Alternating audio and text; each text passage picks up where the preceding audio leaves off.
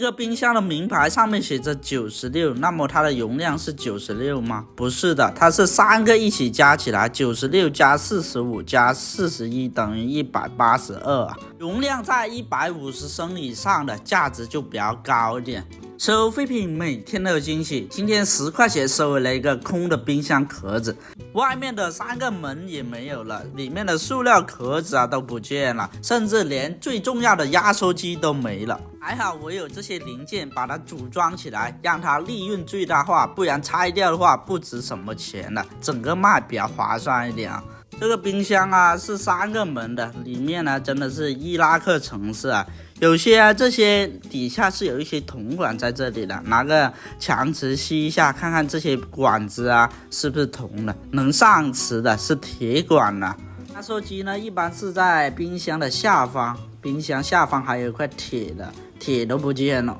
空空如也都可以看到里面的这些泡沫了。冰箱的容量一般是写在冰箱门上面的，虽然说冰箱门不见了，但是后面也有一张名牌，上面写着182升把了一个之前冰箱展示柜上面拆出来的压缩机装到这个冰箱上面去，后面还有一张这种加装的铁网也要给它装回去。像这个泡沫里面也是有管子的，不是铁管就是铝管一般很少有铜管的。压缩机就用几根铝线给它绑住，拿一些铁丝扎稳就好了。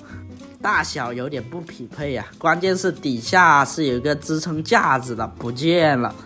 立起来看一下稳不稳还行吧，凑合就这样子了。上面的这条铁网用一些绳子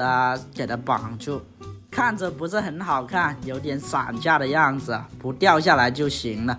这3个红色的冰箱门要比刚才那个冰箱要大一点的，但是不管装不装上去，先给它留3个出来先吧。第一个冰箱的名牌上面写着96，那么它的容量是96吗？不是的，它是3个一起加起来，96加45加41等于182容量在150升以上的价值就比较高一点。只能搞成这样子的，有一些专门收冰箱空调的，看见有压缩机什么都在的话，一般都会收，有些也不会要。如果是拆掉的话是没什么价值的，整台卖的价值比较高一点。